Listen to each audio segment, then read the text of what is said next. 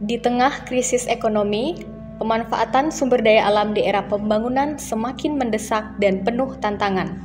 Keterbatasan lahan, pencemaran, dan meningkatnya kebutuhan masyarakat membuat kota-kota besar rentan terhadap eksploitasi yang berlebihan.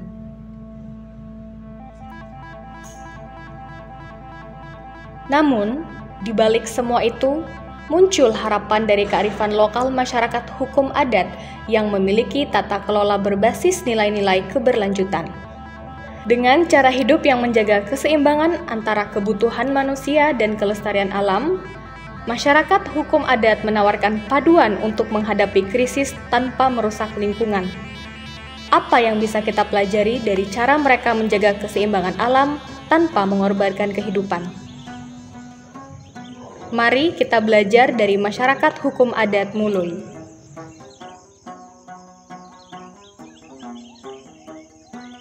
Masyarakat adat Mului itu kan masyarakat penjaga, karena mereka lahir dari turun-temurun itu ada di Gunung Lumut, maka sampai hari masih menjaga kawasan Gunung Lumut dan sekitarnya.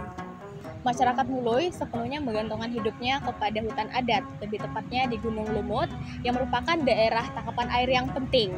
Karena Gunung Lumut ini kan kepercayaan mereka itu tempat air.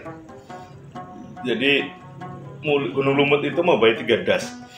Ada das Kandilo, das Telake, das Adang. Nah, semua air itu dari Gunung Lumut ini. Begitu. Nah, mereka kalau seandainya nggak dijaga Gunung Lumut ini, makanya mereka tadi kan bilang bahwa mereka penjaga Gunung Lumut itu. Kalau seandainya tidak dijaga, maka ya hancur. Kalau Gunung Lumut habis, ditambang, tebang kayunya apa segala macam, ya bisa terjadi kayak Bahorok.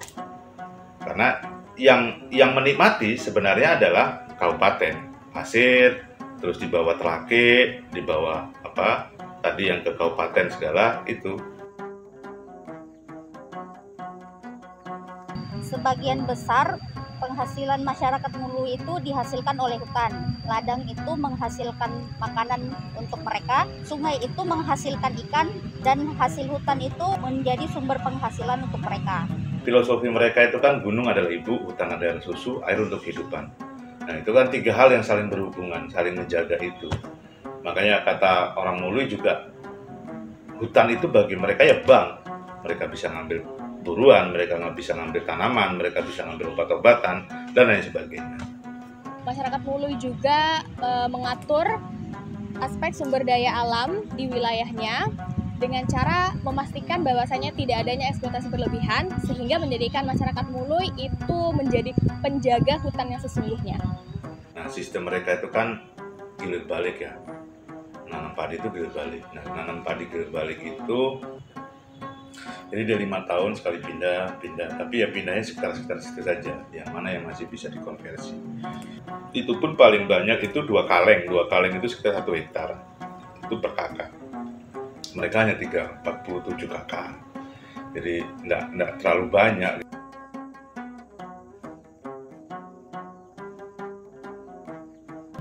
Dalam aspek kehidupan, masyarakat Mului menggunakan aturan adat. Contohnya seperti ketika masa bertanam, mereka menggunakan sistem melihat bintang. Dulu mereka ada namanya penanggalan tahunan ya. Ada kalender langit. Nah, kalender langit itulah yang bisa dilihat, oh ya bulan apa sekarang. Nah, mereka juga menentukan itu biasanya lewat bintang.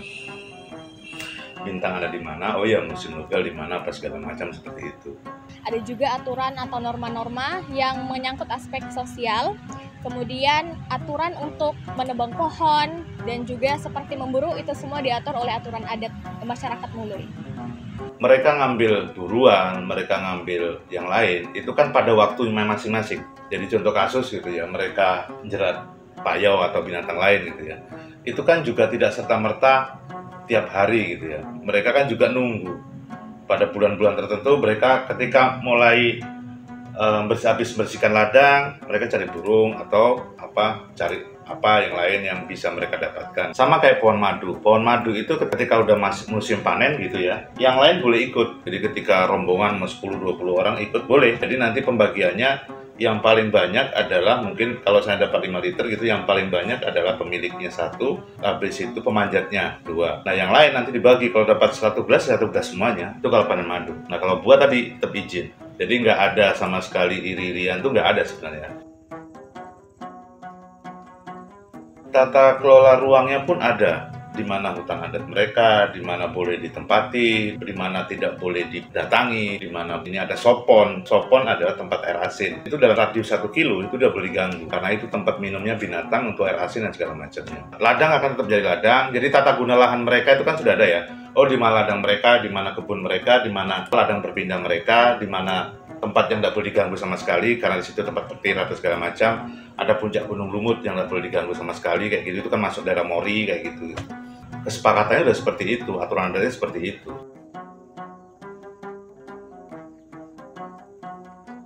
Setiap aspek kehidupan masyarakat Mului diatur oleh ritual dan tradisi yang memiliki makna mendalam. Proses memanen madu juga tak sembarangan, dimulai dengan ritual muai untuk mengusir lebah dengan aman dan mempersembahkan madu kepada Setyang sang penjaga alam. Biasanya mereka itu panen madu pasti ada ritualnya. Ritual untuk apa ya? Besoyong pasti. Jadi izin dulu dengan pemiliknya, terus madu pertama itu dikasihkan kepala adat untuk dibagikan dengan mereka yang tidak kelihatan. Itu biasanya seperti itu. Sama ketika mulai nanam padi, proses nugal awal itu juga pakai ritual. Sampai nanti kepada mulai nanam padi itu juga ada ritualnya, nanam padi ada ritualnya, prosesi semuanya pasti ada ritualnya, begitu. Jadi semuanya mereka menggunakan aturan adat dan ritual adat itu yang selalu mereka lakukan. Karena hal-hal itu yang masih menguatkan mereka dalam aturan adat dan segala macam.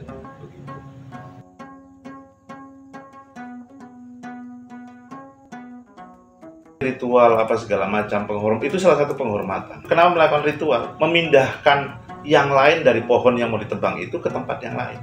Nah, untuk manusia sekarang apakah itu berlaku? Tidak, karena dipikirkan sebatang pohon itu berapa kubik, berapa duitnya, di bawah ada tambangnya emas atau batu bara, kan gitu. Kalau masyarakat adat sebatang pohon itu gunanya untuk apa, daunnya apa, batangnya apa, kulitnya apa. Bagi masyarakat cukuplah saya dengan apa adanya, tapi bisa menikmati segalanya.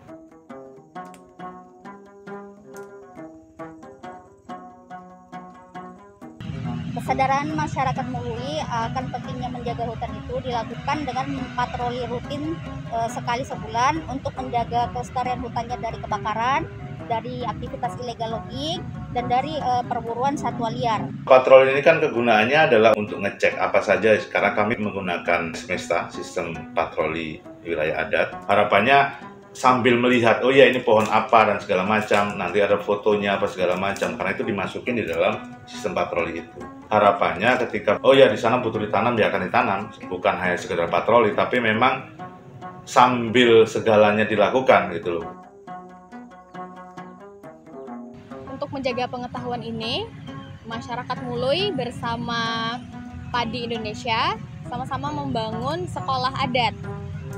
Anak-anak yang sekolah di sekolah adat ini belajar dari hutan, belajar untuk melestarikan lingkungan dan juga melestarikan warisan dari leluhur. Nah, salah satunya inisiatif dari Padi sendiri kan bagaimana tindak lanjutnya.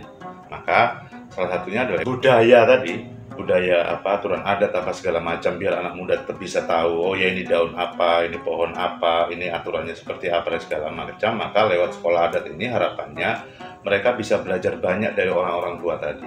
Gurunya bukan kami, tapi gurunya adalah mereka semua, kepala adat, wakil kepala adat dan orang-orang tua di sana. Itulah yang mengajarkan bagaimana ritual ini, ritual nanam padi apa segala macam. Nah, itulah yang harapannya anak-anak muda nanti bisa juga mengetahui, bukan hanya orang tuanya saja. Makanya sekarang lewat patroli hutan adat, lewat sekolah adat, harapannya lebih lagi gitu loh. Manusia sekarang itu hanya menggunakan akal dan pikirannya. Akal dan pikiran ini isinya hanya ketakutan dan keraguan. Jangan-jangan ketika aku tidak nebang hutan maka aku tidak punya duit. Jangan-jangan ketika aku tidak jual tanah itu untuk tambang maka saya nggak punya apa-apa. Jangan-jangan ketika saya tidak melakukan nambang semua atau sawitisasi semua maka saya nggak punya duit banyak. Karena itu pakai kepala. Kepala itu isinya cuma ketakutan dan keraguan. Jangan-jangan atau apa segala macam. Makanya pakai hati dan rasa tadi, luar namanya cinta. Alam ini juga butuh cinta. Bukan hanya antara laki dan perempuan, tapi bagaimana menghubungkan antara ada dan tiada, menghubungkan tanah ini, maka kita bisa saling bersinergi. Hidup itu bukan pilihan. Hidup itu hanya pemberian. Tapi pemberian itu apakah berguna berguna bagi kita, atau berguna untuk alam semesta, atau berguna hanya untuk diri kita sendiri. Kata orang Jawa, urip itu kudu murup. Murupin banyak orang atau hanya murupin hidup diri sendiri. Kan begitu. Di tengah laju modernisasi, masyarakat hukum adat Mului tetap teguh menjaga hutan dan budaya mereka. Dari hutan mereka belajar, dan dari generasi ke generasi mereka mewariskan kearifan ini. Mungkin inilah salah satu cara bagaimana kita bisa belajar tata kelola berkelanjutan dari masyarakat hukum adat Mului. Derantun barasia lengan lauko buat campur lo nyorong lo yamput yamput memang anemo sia lauko dari sia lo mali lo sia